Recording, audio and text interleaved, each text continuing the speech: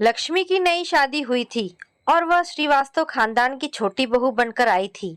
कुछ दिन तो विवाह की रस्में व घूमने फिरने में हंसी खुशी बीत गए, पर अब नियमित दिनचर्या शुरू हो गई थी। राज ऑफिस जाने लगा था। सासू माँ अनीता, ससुर अशोक, जेठ रघु, जेठानी रूबी और उनकी बेटी अवनी का पूरा रूटीन अब लक्ष्मी को समझ आ गया था। जेठ घर पर ही रहते थे। लक्ष्मी को बताया गया था कि वे क्रॉनिक डिप्रेशन के मरीज हैं। इसके चलते वे कहीं कुछ काम कर ही नहीं पाते थे। उन्हें अकेला नहीं छोड़ा जा सकता था। यह बीमारी उन्हें कहाँ, कब और कैसे लगी, किसी को नहीं पता था। वे घंटों चुपचाप अपने कमरे में अकेले लेटे रहते थे। जेठानी रूबी के लिए लक्ष्मी के दिल में बहुत सम्मान व स्नेह था। दोनों का आपसी प्यार बहनों की तरह हो गया था। सासू माँ का व्यवहार जेठानी के साथ बहुत रूखा सूखा था। वे हर वक्त उसको कुछ न कुछ बुरा भला कहती रहती थी। रूबी चुपचाप सब सुनती रहती थी। लक्ष्मी को यह बहुत नागवार गुजरता। बाकी कसर सासू माँ की छोटी बहन रेवती आकर पूरा कर देती थी। लक्ष्मी हैरान रह गई थी जब एक दिन रेवती मौसी ने उसके कान में कहा, राज को अपनी मुट्ठी में रखना। इस रूबी ने तो उसे हमेशा अपने जाल में ही फंसा कर रखा है। कोई काम उसका भाभी के बिना पूरा नहीं होता। तुम मुझे सीधी लग रही हो, पर अब जरा अपने पति पर लगाम कस के रखना। हमने अपने पंडित जी से कई बार कहा कि रूबी के चक्कर से बचाने के लिए कुछ मंत्र पढ़ दे, पर राज माना ही नहीं। पूजा पर बैठने से साफ मना कर देता है। नई दुल्हन लक्ष्मी को हंसी आ गई थी। मौसी, पति है मेरे, कोई घोड़ा नहीं जिस पर लगाम कसनी पड़े। और इस मामले में पंडित की क्या जरूरत थी? इस बात पर तो वहां बैठी सासू माँ को भी हंसी आ गई थी, पर उन्होंने भी बहन की हाँ में हाँ मिलाई थी। बहना ठीक कह रही है। बहुत नाच लिया मेरा राज अपनी भाभी के इशारों पर। अब तुम उसका ध्यान रूबी से हटाना। लक्ष्मी हैरान सी दोनों बहनों का मुंह देखती रही थी। एक माँ ही अपनी बड़ी बहू और छोटे बेटे के रिश्ते के बारे में गलत बातें कर रही है, वह भी घर में आई नई नवेली बहू से। फिर वह अचानक हंस दी तो सासू माँ ने हैरान होते हुए पूछा, तुम्हें किस बात पर हंसी आ रही है? आपकी बातों पर माँ। मौसी ने डपटा, हम कोई मजाक कर रहे हैं क्या? हम तुम्हारे बड़े हैं, तुम्हारे हित की ही बात कर रहे हैं। जेठानी से दूरी रहना। मौसी जी बहुत देर तक उसे पता नहीं कब कब के किस्से सुनाने लगी। रूबी रसोई से निकलकर वहां आई तो सबकी बातों पर ब्रेक लगा। लक्ष्मी ने भी अपना ऑफिस ज्वाइन कर लिया था। उसकी भी छुट्टियां खत्म हो गई थी। राज और लक्ष्मी साथ ही निकलते थे। लौटते कभी साथ थे, कभी अलग। सुबह तो लक्ष्मी व्यस्त रहती थी। शाम को आकर जेठानी की मदद करने के लिए तैयार होती तो जेठानी उसे स्नेह से दुलार देती, रहने दो लक्ष्मी, ऑफिस से आई हो, आराम कर लो। नहीं भाभी, सारा काम आप ही करती रहती हैं, मुझे अच्छा नहीं लगता। कोई बात नहीं लक्ष्मी, मुझे आदत है, काम में लगी रहती हूँ तो मन लगा रहता है, वरना तो पता नहीं क्या क्या टेंशन होती रहती है खाली बैठने पर। लक्ष्मी उनका दर्द समझती थी। पति की बीमारी के कारण उनका जीवन कितना एकाकी था। अवनी की भी चाची से बहुत बनती थी। लक्ष्मी उसकी पढ़ाई में भी उसकी मदद कर देती थी। 5 महीने बीत गए थे। एक दिन सुबह सुबह जेठानी की भाभी का फोन आया। रूबी के चाचा जी की तबीयत खराब थी। रूबी सुनते ही परेशान हो गई। इन्हीं चाचा ने रूबी को पाल पोस कर बड़ा किया था। लक्ष्मी ने कहा, भाभी आप परेशान मत हो, जाकर देख आइए। पर अवनी की परीक्षाएं हैं अगले हफ्ते से। मैं देख लूंगी सब, आप आराम से जाइए। सासू माँ ने उखड़े स्वर में कहा, आज चली जाओ बस से, कल शाम तक वापस आ जाना। रूबी ने जी कहकर सिर हिला दिया था। उसका चाचा चाची के सिवा कोई और था ही नहीं। वे भी निसंतान थे। लक्ष्मी ने कहा, नहीं भाभी, मैं इनको जगाती हूँ, उनके साथ कार में आराम से जाइए। इनके साथ जाने से आप लोगों को भी सहारा रहेगा। सासू माँ का मुंह खुला रह गया, कुछ बोल ही नहीं पाई। पैर पटकते हुए इधर से उधर घूमती रही। क्या जमाना आ गया है, सब अपनी मर्जी करने लगे हैं। वहीं बैठे ससुर ने कहा, लक्ष्मी ठीक तो कह रही है, जाने दो उसे। राज के साथ सास को और गुस्सा आ गया। आप चुप ही रहो तो अच्छा होगा, पहले ही आपने दोनों बहुओं को सिर पर चढ़ा कर रखा है। राज पूरी बात जानने के बाद तुरंत तैयार होकर आ गया। चलिए भाभी, मैं ऑफिस से छुट्टी ले लूंगा, जब तक चाचा जी ठीक नहीं होते हम वही रहेंगे। लक्ष्मी ने दोनों को नाश्ता करवाया और फिर प्रेम पूर्वक विदा किया। जेठ बैठे तो वहीं थे, पर उन्होंने कोई प्रतिक्रिया नहीं दी थी। दोनों चले गए तो वे भी अपने बेडरूम में चले गए। शनिवार था, लक्ष्मी की छुट्टी थी। वह मेड के साथ मिलकर घर के काम निपटाने लगी। शाम तक मौसी फिर आ गई। उनके पति की मृत्यु हो चुकी थी और अपने बेटे बहू से उनकी बिल्कुल नहीं बनती थी, इसीलिए घर में उनका आना जाना लगा ही रहता था। उनका घर 2 गली ही दूर था। दोनों बहनें एक जैसी थीं, एक जैसा व्यवहार, एक जैसी सोच। मौसी ने आराम से बैठते हुए लक्ष्मी से कहा, तुम्हें समझाया था ना, अपने पति को जेठानी से दूर रखो। लक्ष्मी मुस्कुराई, हाँ मौसी, आपने समझाया तो था, फिर राज को उसके साथ क्यों भेज दिया? वहां अस्पताल में चाची जी और भाभी को कोई भी जरूरत पड़ सकती है ना। मौसी ने माथे पर हाथ फेरते हुए कहा, दीदी, छोटी बहू को तो जरा भी अकल नहीं है। अनीता ने ठंडी सांस लेते हुए कहा, क्या करूं अब, कुछ भी समझा लो, जरा भी असर नहीं है इस पर, बस मुस्कुराकर चल देती है। लक्ष्मी घर का काम खत्म कर सुस्ताने के लिए लेटी तो मौसी वहां आ गई। लक्ष्मी उठकर बैठ गई और बोली, आओ मौसी। आराम से बैठते हुए मौसी ने पूछा, तुम कब सुना रही हो खुशखबरी? पता नहीं मौसी। क्या मतलब पता नहीं? मतलब अभी सोचा नहीं। देर मत करो, औलाद पैदा हो जाएगी तो राज उसमें व्यस्त रहेगा, कुछ तो भाभी का भूत उतरेगा सिर से। और आज तुम्हें एक राज की बात बताऊं? हाँ बताइए। मैंने सुना है अवनी राज की ही संतान है। रघु के हाल तो पता ही है सबको। लक्ष्मी भौचक्की सी मौसी का मुंह देखती रह गई। क्या कह रही हो मौसी? हाँ बहू, सब रिश्तेदार पड़ोसी यही कहते हैं। लक्ष्मी पल भर कुछ सोचती रही, फिर सहजता से बोली, छोड़िए मौसी, कोई और बात करते हैं। अच्छा, चाय पीने का मूड बन गया है, चाय बनाकर लाती हूँ। मौसी हैरानी से लक्ष्मी को जाते देखती रही। इतने में सास भी वहां आ गई। बहन को हैरान देख बोली, क्या हुआ?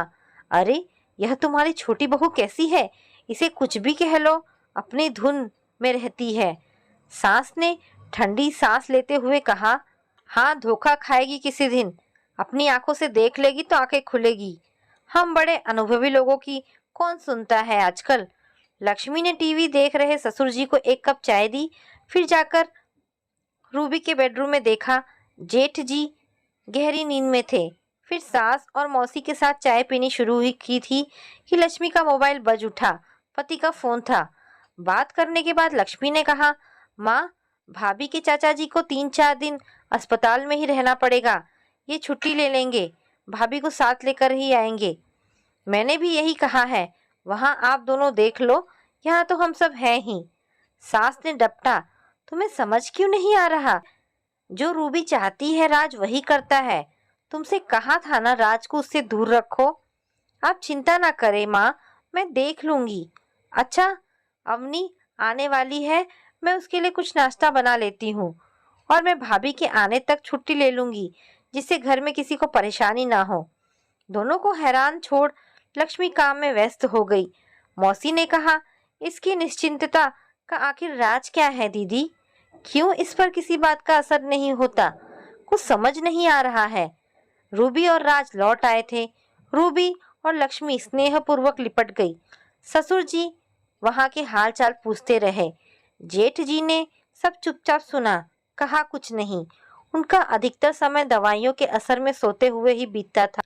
उन्हें अजीब से डिप्रेशन के दौर पड़ते थे, जिसमें वे कभी चीखते चिल्लाते थे तो कभी घर से बाहर भागने की कोशिश करते थे। सासू माँ को रूबी फूटी आंख नहीं सुहाती थी, जबकि वे खुद ही उसे बहू बनाकर लाई थी। बेटे की बीमारी का सारा आक्रोश रूबी पर ही निकाल देती थी। घर का सारा खर्च राज और लक्ष्मी ही उठाते थे। ससुर जी रिटायर्ड थे और रघु तो कभी कोई काम कर ही नहीं पाए थे। उनकी पढ़ाई भी बहुत कम ही हुई थी। 2 साल बीत गए, लक्ष्मी ने एक स्वस्थ व सुंदर पुत्र को जन्म दिया तो पूरे घर में उत्सव का माहौल बन गया। नन्हे वंश को सब जी भरकर गोद में खिलाते। रूबी ने ही वंश की पूरी जिम्मेदारी संभाल ली थी। लक्ष्मी के ऑफिस जाने पर रूबी ही वंश को संभालती थी। कई पड़ोस रिश्तेदार वंश को देखने आते रहते और लक्ष्मी के कानों में मक्कारी से घुमा फिरा कर राज और रूबी के अवैध संबंधों की जानकारी का जहर उड़ेलते चले जाते। कुछ औरतें तो यहाँ तक मजाक में कह देती, चलो अब राज 2 बच्चों का बाप बन गया। लक्ष्मी के कानों पर जूं ना रेंगती। देख सब हैरान हो चुप हो जाते। लक्ष्मी और रूबी के बीच स्नेह दिन पर दिन बढ़ता ही गया था। लक्ष्मी जब भी बाहर घूमने डिनर पर जाती, रूबी और अवनी को भी जरूर ले जाती। लक्ष्मी के कानों में मौसी का कथा पुराण चलता रहता था। देख तू पछताएगी, अभी भी संभल जा, सब लोग तुम्हारा ही मजाक बना रहे हैं। पर लक्ष्मी की सपाट प्रतिक्रिया पर सास और मौसी हैरान हुए बिना भी ना रहती। वे दोनों कई बार सोचती, यह क्या राज है, यह कैसी औरत है, कौन सी औरत इन बातों पर मुस्कुराकर रह जाती है। समझदार है, पढ़ी लिखी है, आखिर राज क्या है इसकी निश्चिंतता का। 1 साल और बीत रहा था कि एक अनहोनी घट गई। अवनी के स्कूल से फोन आया। अवनी बेहोश हो गई थी। राज और लक्ष्मी तो अपने ऑफिस में थे। वंश को सास के पास छोड़ रूबी तुरंत स्कूल भागी। राज और लक्ष्मी को उसने रास्ते में ही फोन कर दिया था। अवनी को डॉक्टर देख चुके थे। उन्होंने उसे एडमिट कर कुछ टेस्ट करवाने की सलाह दी। स्कूल में फर्स्ट एड मिलने के बाद वह होश में तो थी, पर बहुत सुस्त और कमजोर लग रही थी। अवनी ने बताया था सुबह से ही वह असुविधा महसूस कर रही थी। अचानक उसे चक्कर आने लगे थे और वह शायद फिर बेहोश हो गई थी। हैरान तो सब तब और हुए जब उसने कहा, कई बार ऐसा लगता है कि सिर घूम रहा है, कभी अचानक अजीब सा डिप्रेशन लगने लगता है। रूबी इस बात पर बुरी तरह चौंक गई। रोते हुए बोली, लक्ष्मी यह क्या हो रहा है अवनी को? रघु की भी तो ऐसी ही तबीयत खराब होनी शुरू हुई थी, क्या अवनी भी? अरे नहीं भाभी, पढ़ाई का दबाव होगा, कितना तनाव रहता है आजकल बच्चों को। आप परेशान ना हो, हम सब है ना, रूबी को तसल्ली दी। अवनी के सब टेस्ट हुए। सास और ससुर भी वंश को लेकर अस्पताल पहुंच गए थे। मौसी रघु की देखरेख के लिए घर पर ही रुक गई थी। रात को राज ने सबको घर भेज दिया था। अगले दिन लक्ष्मी जेठ जी को अपने साथ ही सुबह अस्पताल ले गई। वहां वे थोड़ी देर अवनी के पास बैठे रहे, फिर असहज से बेचैनी से उठने बैठने लगे तो लक्ष्मी उन्हें वहां से वापस घर ले आई। रूबी बेटी के पास ही थी। सास ने लक्ष्मी को डपटा, रघु को क्यों ले गई थी? माँ, अवनी की बीमारी का पता लगाने के लिए भैया का डीएनए टेस्ट होना था, कहकर लक्ष्मी किचन में चली गई। लक्ष्मी ने थोड़ी देर बाद देखा सास और मौसी की आवाजें अवनी के कमरे से आ रही थी। मौसी जब भी आती थी अवनी के कमरे में ही सोती थी। लक्ष्मी दरवाजे तक जाकर रुक गई। मौसी कह रही थी, अब पोल खुलने वाली है, रिपोर्ट में सच सामने आ जाएगा। बड़े आए हैं, हर समय भाभी भाभी की रट लगाने वाले। आंखें खुलेगी अब। कब से सब कह रहे हैं पति को संभाल कर रखे, राजपिता की तरह ही तो डटा है अस्पताल में। सास ने भी हाँ में हाँ मिलाई। मुझे भी देखना है अब रूबी का क्या होगा। राज मेरी भी इतनी नहीं सुनता है जितनी रूबी की सुनता है। इसी बात पर गुस्सा आता रहता है मुझे। तो जब से रूबी आई है बेटे ने मेरी सुनना ही बंद कर दिया है। बाहर खड़ी लक्ष्मी का खून खौल उठा। घर की बच्ची की तबीयत खराब है और ये दोनों इस समय भी इतनी घटिया बातें कर रही हैं। अगले दिन अवनी की सब रिपोर्ट्स आ गई थी। सब सामान्य था, बस उसका बीपी लो हो गया था। शाम तक डिस्चार्ज होना था। राज और लक्ष्मी अस्पताल में ही रुके। लक्ष्मी घर पहुंची तो मौसी ने झूठी चिंता दिखाते हुए कहा, सब ठीक है ना? वह जो डीएनए टेस्ट होता है उसमें क्या निकला? यह पूछते पूछते भी मौसी की आंखों में मक्कारी दिखाई दे रही थी। लक्ष्मी ने आसपास देखा। माँ, मौसी मैं थक गई हूँ आप दोनों की झूठी बातों से, तानों से। माँ, आप कैसे अपने बेटे और बहू के बारे में गलत बातें कर सकती हैं? आप दोनों को देखकर हैरानी होती है ना कि मुझ पर आपकी किसी बात पर असर क्यों नहीं होता। वह इसलिए कि विवाह की पहली रात को ही राज ने मुझे बता दिया था कि वे हर हालत में भाभी और अवनी की देखभाल करते हैं और हमेशा करेंगे। उन्होंने मुझे सब बताया था कि आपने जानबूझकर अपने मानसिक रूप से अस्वस्थ बेटे का विवाह एक अनाथ गरीब लड़की से करवाया, जिससे वह आजीवन आपके रौब में दबी रहे। राज ने आपको किसी लड़की का जीवन बर्बाद न करने की सलाह भी दी थी, पर आप तो पंडितों की सलाहों के चक्कर में पड़ी थी कि यह ग्रहों का प्रकोप है जो विवाह के बाद दूर हो जाएगा। आपकी इस हरकत पर राज हमेशा शर्मिंदा और दुखी रहे। भाभी का जीवन आपने बर्बाद किया है।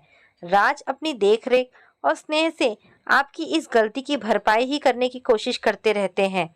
वे ही नहीं, मैं भी भाभी की हर परेशानी में उनका साथ दूंगी। और रिपोर्ट से पता चल गया है कि रघु ही अवनी के पिता हैं। मौसी, आपकी बस इसी रिपोर्ट में रुचि थी ना? आगे से कभी आप मुझसे ऐसी बातें मत करना, वरना मैं और राज भाभी को लेकर अलग हो जाएंगे और इस अच्छे भले घर को तोड़ने की जिम्मेदार आप दोनों ही होंगी। हमें शांति से, स्नेह और सम्मान के साथ एक दूसरे के साथ रहने दो तो अच्छा रहेगा। कहकर लक्ष्मी अपने बेडरूम में चली गई। वंश उसकी गोद में ही सो चुका था। उसे बिस्तर पर लिटाकर वह खुद भी लेट गई। आज उसे राहत महसूस हो रही थी। उसने अपने मन में ठान लिया था कि वह दोनों को सीधा करके ही रहेगी। उनके रोज रोज के व्यंगों से वह थक गई थी और असलियत में डीएनए टेस्ट तो हुआ भी नहीं था। उसे इन दोनों का मुंह बंद करना था, इसीलिए वह रघु को यूं ही अस्पताल ले गई थी। उसे इस बात को हमेशा के लिए खत्म करना था। वह कान की कच्ची बनकर पति पर अविश्वास नहीं कर सकती थी। हर परिस्थिति में अपना धैर्य, संयम रखकर हर मुश्किल से निपटना आता था उसे। लेटे लेटे उसे सास की आवाज सुनाई दी। अरे तुम कहाँ चली गई बहना? कहीं नहीं दीदी, जरा घर का एक चक्कर काट लूं, फिर आऊंगी। और आज तो तुम्हारी बहू की निश्चिंतता का राज भी पता चल गया। एक बेटा तुम्हारा बीमार है, दूसरा कुछ ज्यादा ही समझदार है। पहले दिन से ही सब कुछ बता रखा है बीवी को। कहती हुई मौसी के पैर पटकने की आवाज लक्ष्मी को अपने कमरे में भी सुनाई दी तो उसे हंसी आ गई। पूरे प्रकरण की जानकारी देने के लिए उसने मुस्कुराते हुए राज को फोन मिला दिया था।